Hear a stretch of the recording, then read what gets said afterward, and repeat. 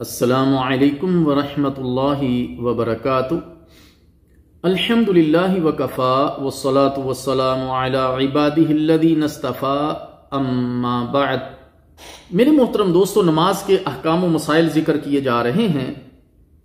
آج کی گفتگو میں پچھلے 5 درسوں کا تسلسل ہے سجدے کے مسائل کے بارے میں۔ جب آپ نے 2 سجدے کر لیے تو 2 سجدوں کے بعد اٹھنے سے پہلے بیٹھا جاتا ہے، اس کو کہتے ہیں جلسہ استراحت، اس کو آج ہم ذکر کریں گے۔ دوسری اور چوتھی رکعت کے لیے کھڑے ہونے سے پہلے سیدھے ہو کر بیٹھ جائیں، پھر زمین پر ہاتھ رکھیں اور زمین پر وزن ڈالتے ہوئے اگلی رکعت کے لیے کھڑے ہو جائیں۔ مالک بن حویرث رضی اللہ تعالی عنہ نے سنت طریقہ بتلانے کے لیے نماز پڑھی، تو اس میں ہے اذا رفع رأسه عن السجدة الثانية جلس واعتمد على الارض ثم قام۔ صحیح بخاری۔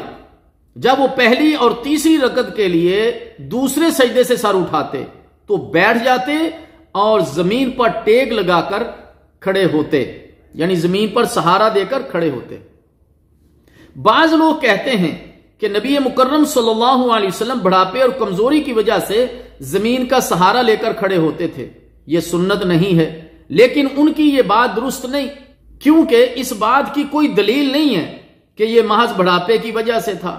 پھر اصول یہ ہے کہ بعد والا عمل ناسخ اور قابل عمل ہوتا ہے، جبکہ پہلے والا منسوخ اور ناقابل عمل ہوتا ہے، اور یہ عمل رسول اللہ صلی اللہ علیہ وسلم کے آخری ایام کا ہے۔ تیسری بات یہ کہ رسول اللہ صلی اللہ علیہ وسلم نے صحابہ کرام رضی اللہ تعالی عنہ اجمعین کو بغیر بیٹھے سیدھا کھڑے ہونے کا طریقہ نہیں بتلایا۔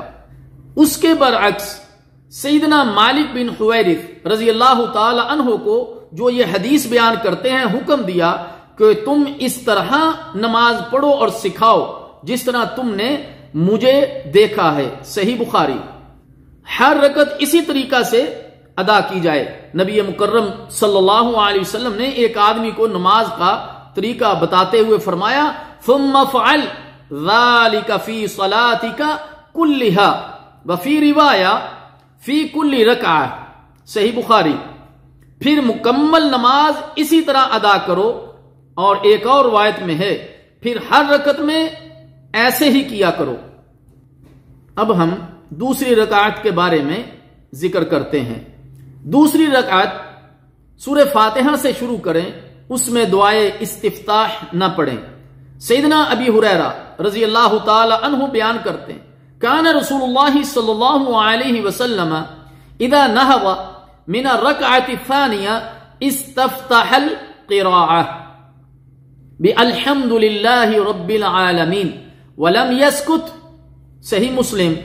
رسول اللہ صلی اللہ علیہ وسلم جب دوسری رکعت کے لیے کھڑے ہوتے تو الحمد للہ رب العالمین سے قراءت شروع کرتے اور دعائے استفتاح کے لیے خاموش نہ ہوتے۔ میرے محترم دوستو، ایک پوائنٹ یہاں پر اپنے ذہن میں رکھیں کہ سورہ فاتحہ سے پہلے بسم اللہ الرحمن الرحیم ضرور پڑھیں، کیونکہ یہ سورہ فاتحہ کا جز ہے۔